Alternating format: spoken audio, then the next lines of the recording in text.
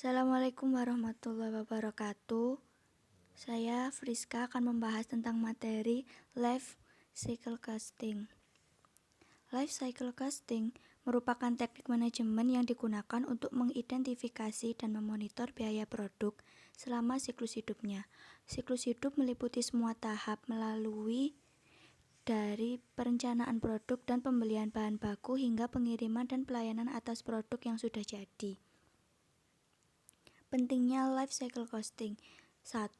Untuk meningkatkan kesadaran biaya. 2. Evaluasi seluruh biaya hidup. 3. Memaksimalkan pendapatan. 4. Memahami latar belakang teoritis nilai waktu, uang, dan analisis risiko serta dampaknya terhadap proses pengambilan keputusan. Siklus life cycle costing.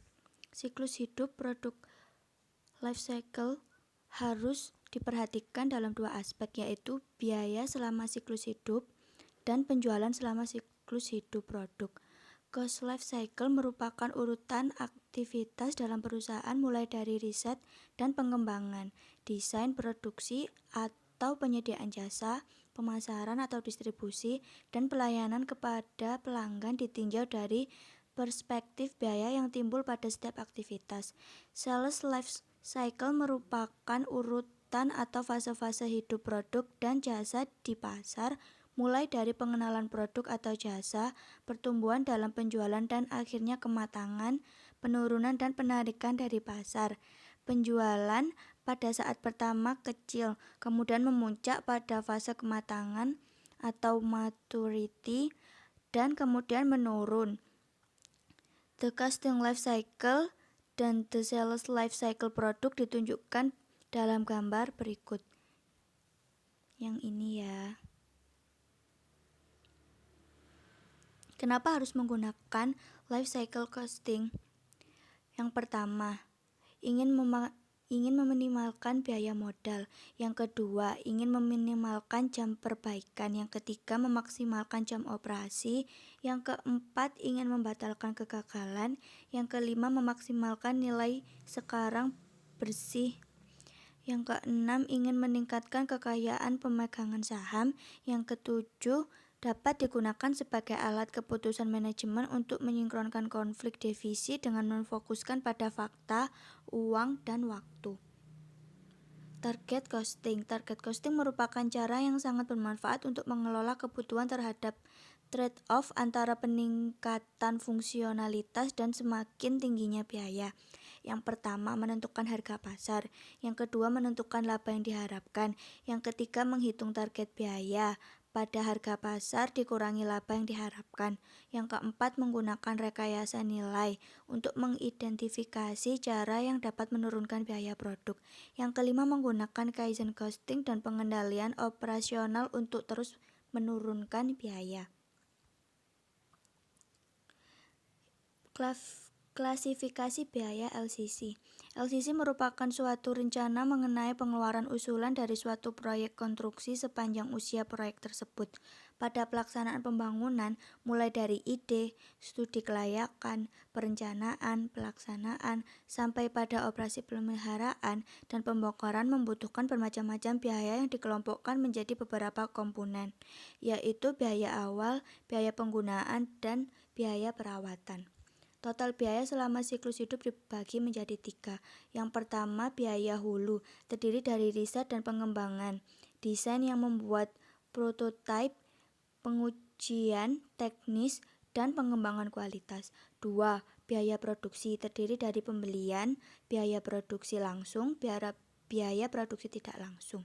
Yang ketiga, biaya hilir, terdiri dari pemasaran dan distribusi pengemasan, pengangkutan, contohnya itu promosi, advertensi, dan pelayanan serta garansi keluhan, pelayanan pertanggungjawaban produk, dukungan kepala pelanggan.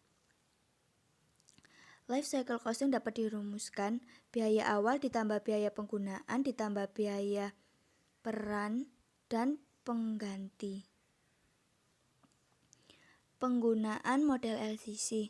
Supplier. Dengan menggunakan LCC, supplier dapat mengoptimalkan desain mereka dengan mengevaluasi alternatif dan dengan melakukan studi trade-off. Yang kedua, supplier dengan menggunakan LCC. Supplier dapat mengevaluasi berbagai strategi biaya operasi dan pemeliharaan untuk membantu penggunaan produk. Customer. Dengan menggunakan LCC, pelanggan dapat mengevaluasi dan membandingkan produk dengan produk alternatif.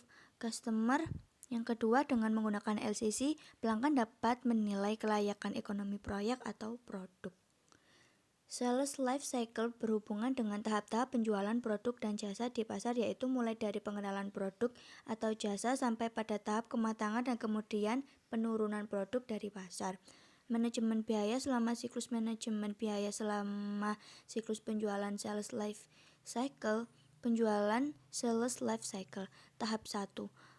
Pengenalan produk. Dalam tahap pertama terdapat sedikit persaingan dan penjualan perlahan-lahan mengalami peningkatan karena pelanggan mulai sadar akan adanya produk atau jasa baru. Tahap 2. Pertumbuhan penjualan mulai tumbuh secara cepat dan variasi produk meningkat. Tahap 3.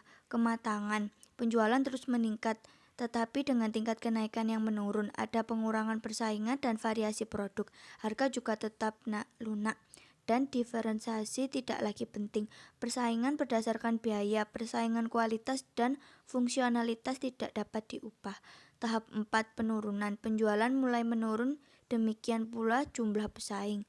Harga menjadi stabil, menekankan pada kembalian diferensiasi. Pada tahap pertama, fokus manajemen adalah desain diferensiasi dan pemasaran. Fokus manajemen berubah ke arah pengembangan produk baru dan strategi penentuan harga jual sejalan dengan perkembangannya.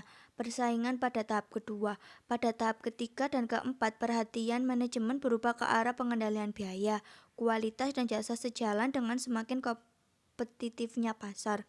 Pembuatan keputusan desain merupakan hal yang penting walaupun biaya yang terjadi pada tahap desain memberikan kontribusi relatif kecil dari total biaya selama siklus hidup produk. Terima kasih, sekian materi dari saya. Wassalamualaikum warahmatullahi wabarakatuh.